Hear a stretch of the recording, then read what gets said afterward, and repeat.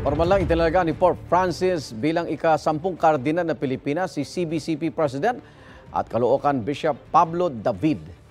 Isa siya sa 21 obispo na nakatanggap ng Red Bereta, Cardinal Ring at dokumento na titular church sa isinagawang consistory ceremony sa St. Peter's Basilica sa Vatican City.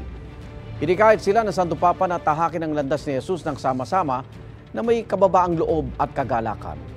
Naroon din ang kapwa kardinal na sina Cardinal Luis Antonio Tagle, Cardinal Orlando Quevedo at Cardinal Jose Advincula para suportahan.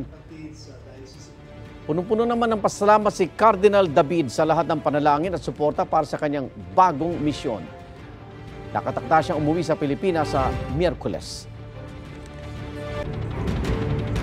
Igan, mauna ka sa mga balita, mag-subscribe na sa GMA Integrated News sa YouTube para sa iba't ibang ulat sa ating bansa.